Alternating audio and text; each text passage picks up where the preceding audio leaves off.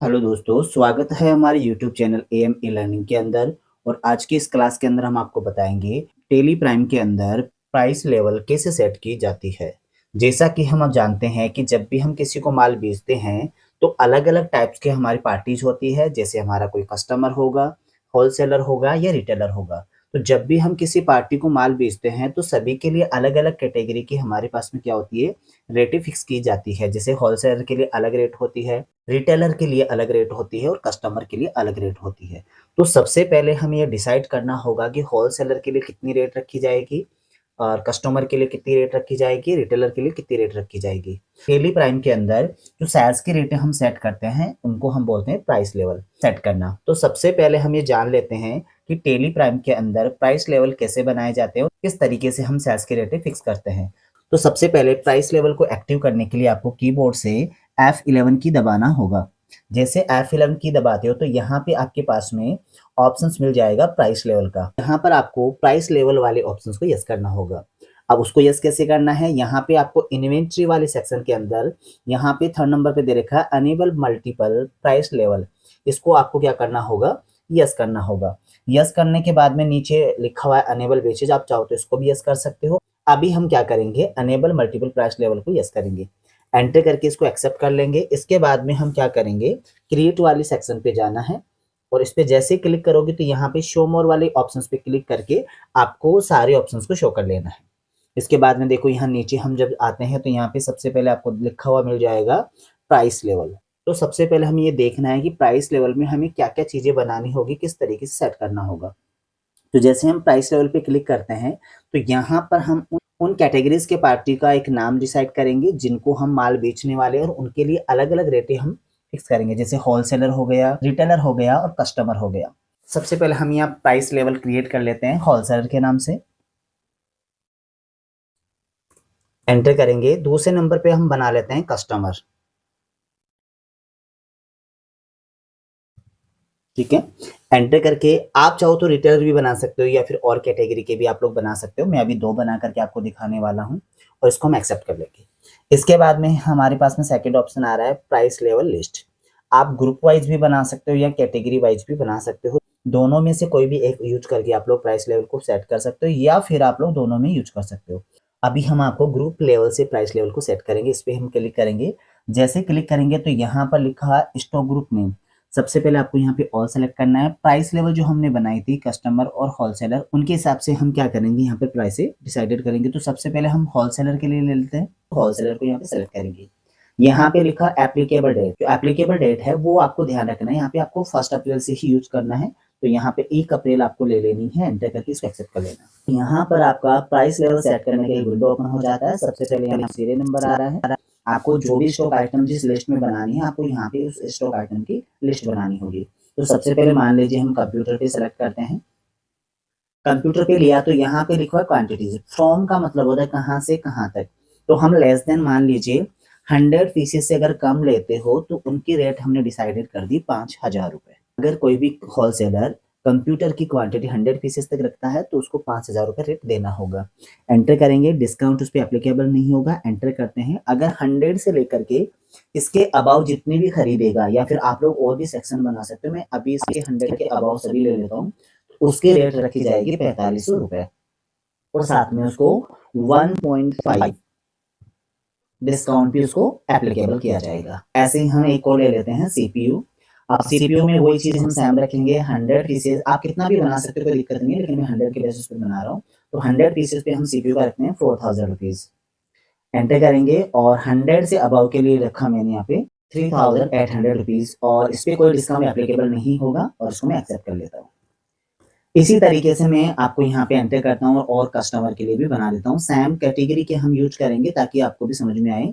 तो यहाँ पे फिर से मैं कंप्यूटर ले रहा हूँ। अब देखो यहाँ पे ध्यान रखना अपने को, होलसेलर के लिए जो रेटें दी थी हमने कि 100 पीसेस तक खरीदेगा तो उसको 5,000 रुपए पर पीस के हिसाब से पे करना होगा। और अगर कोई 100 पीसेस से ज्यादा खरीदा होलसेलर तो उसको देना होगा वहां पर 4500 रुपए, साथ में 1.5 डिस्काउंट भी एप्लीकेबल होगा। लेकिन अब जो हम डिसाइड कर रहे हैं वो कस्टमर के लिए अप्लाई करें तो यहाँ पे वो सेम रेशियो में लेना चाहता हूँ। तो 100 पीसेस के बेसिस पे अगर कस्टमर है तो उसको देना होगा यहाँ पर 5,500 रुपए पर पीस के हिसाब से। और अगर 100 से अबाव लेता है तो उसको देना होगा यहाँ पर 5000 रुपीज पर पीस के हिसाब से, और डिस्काउंट उसको वही सेम रेशियो में देंगे 1.5%। एंटर करेंगे। एक और हमने जो लिया था सीपीयू वो भी हम ले लेते हैं, एंटर करेंगे और सेम रेशियो यहाँ पे भी बना लेंगे हम। बट यहाँ ध्यान रखना होलसेलर की जो रेटें होती है वो कम होती है, कस्टमर की जो रेटें होती है वो ज्यादा होती है। तो यहाँ पर हम ले लेते हैं इसको 4100 रुपीज, एंटर करेंगे और अगर 100 से ज्यादा वो खरीदता है तो उसको मिलेगा 4000 रुपीज। एंटर करते हैं, इसको भी एक्सेप्ट कर लेते हैं। इस तरीके से हमने क्या कर दिया है, होलसेलर के लिए और कस्टमर के लिए सीपीयू और कंप्यूटर दो आइटम्स की रेटें हमने फिक्स कर दी। ऐसे ही सभी आइटम की रेटें भी आपको फिक्स करनी हो तो आप कर सकते हो। कंपनीज के अंदर ज्यादातर ऐसे ही रेटें पहले से फिक्स कर दी जाती है। कस्टमर के लिए क्या होगा, होलसेलर के लिए क्या होगा, रिटेलर के लिए क्या होगा, वो सभी चीजों को अलग अलग तरीके से डिफाइन कर देते हैं, ताकि बाद में आप लोगों को सिर्फ क्वांटिटी लिखना होगा, रेटें ऑटोमेटिकली वहां से वो उठा लेगा। तो अब हमने क्या कर दिया, कंप्यूटर और सीपीयू पे रेटें फिक्स किए, तो उन्हीं के बेसिस में आपको प्रैक्टिकल करके दिखा रहे हैं कि आप लोगों को अच्छे से समझ में आ जाए। तो यहाँ से हम स्केप कर लेंगे और सबसे पहले हम जाएंगे सेल्स वाउचर में। तो यहाँ से हम F8 करके सेल्स वाउचर में चले जाते हैं, या फिर आप लोग यहाँ पे सेल्स पे क्लिक कर सकते हो। आप सबसे पहले एंटर करेंगे, यहाँ पर दे रखा है पार्टी में, तो सबसे पहले हम यहाँ क्या करेंगे, एक पार्टी जनरेट करेंगे, L+C करेंगे और यहाँ से हम एक पार्टी जनरेट कर लेते हैं, अरमान प्राइवेट लिमिटेड कंपनी। एंटर करता हूँ यहाँ पर, ये हमारा संडे डेटर होगा, तो मैं संडे डेटर को इसको सिलेक्ट कर लेता हूँ, एंटर करूंगा और यहाँ पे एंटर करते हुए आपको आगे बढ़ जाना है। और इसको एंटर करने के बाद में हम इसको भी एक्सेप्ट कर लेते हैं, इसको भी एक्सेप्ट कर लीजिएगा आप। अब यहाँ देखो आपके पास में प्राइस लेवल पूछा जा रहा है कि ये जो अरमान प्राइवेट लिमिटेड कंपनी है वो आपका कस्टमर है या होलसेलर है। अगर मान लीजिए अगर अरमान प्राइवेट लिमिटेड कंपनी आपकी होलसेलर है तो होलसेलर की रेट इस पे एप्लीकेबल हो जाएगी, और कस्टमर है तो कस्टमर के अकॉर्डिंग इसकी रेट जो होगी एप्लीकेबल हो जाएगी। तो हम दोनों करके आपको दिखाने वाले, तो मैंने यहाँ पे लिया होलसेलर। एंटर करूंगा, यहाँ सेल्स पे सेल्स ले लेंगे। एंटर करने के बाद में हमने जो रेटें फिक्स की थी वो कंप्यूटर पे और सीपीयू पे किया था, तो मैं सबसे पहले कंप्यूटर को सिलेक्ट करता हूँ, एंटर करता हूँ, यहाँ पे एंटर करेंगे। और अभी यहाँ पर हमारे पास में जो पीसेस पड़ी है वो जयपुर लोकेशन पे 200 पीसेस पड़ी है, तो एंटर करूंगा।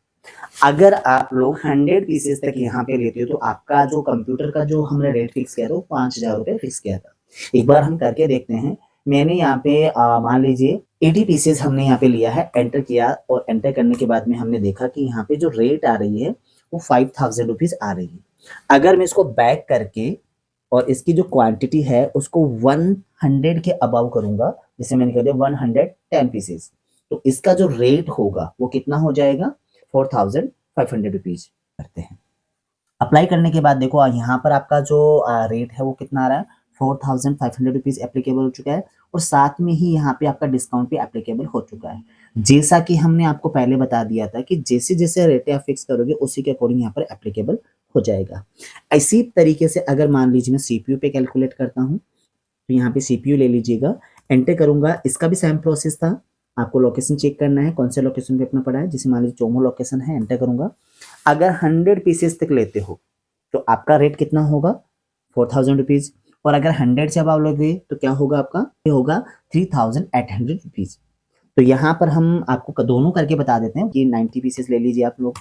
देखो यहाँ पे एंटर करके देखो, यहाँ पे आपको 4000 रुपये यानी कि 4000 रुपीज शो हो रहा है। अगर हम यहाँ पर इस क्वांटिटी की मात्रा को बढ़ा देते हैं तो आपका रेट ऑटोमेटिकली चेंज हो जाएगा। देखो यहाँ पर चेंज हो चुका है। अगर यही चीजें अगर आप लोग कस्टमर पे अप्लाई करते तो ये रेटें आपकी कस्टमर के अकॉर्डिंग एप्लीकेबल होती। अगर मैं यहाँ पर कस्टमर चेंज करता हूँ तो देखो कस्टमर में यहाँ पे कंप्यूटर पे कितना फिक्स किया था अपन ने, 5500 रुपीज 100 पीसेस तक रखा था, और 5000 रुपीज 100 पीसेस से अबाव पे रखा था। और सीपीयू पे क्या रखा था हमने, 4500 रुपीज हमारा 100 तक रखा था, और उससे अबाव के लिए 4000 रुपीज रखा था। अब इसको मैं कस्टमर करता हूँ, एंटर करता हूँ। एंटर करने के बाद में मैं देखो यहाँ पे चेंज करके आपको दिखा देता हूँ। यहाँ पे आप लोग खुद देख लीजिएगा कि यहाँ पे कस्टमर के लिए कंप्यूटर अगर 110 खरीदा जा रहा है तो कितने का आएगा, 5000 रुपये एप्लीकेबल हो चुका है। और अगर सीपीयू यहाँ पे 100 से अबाव खरीदा जा रहा है तो यहाँ पे उसकी रेट कितनी होगी, 4000 रुपीज हो चुकी है। इस तरीके से हम अपनी कंपनी के अंदर पहले से ही रेटें फिक्स कर सकते हैं, और वो भी कैटेगरी वाइज हम सेट कर सकते हैं। होलसेलर के लिए क्या रेट होगा, कस्टमर के लिए क्या रेट होगा, इस तरीके से ऑटोमेटिकली आपकी रेटें वहाँ पे अप्लाई हो जाती है। तो आज की क्लास में हमने सीखा कि टेली के अंदर सेल्स के रेटें पहले से कैसे फिक्स की जाएगी।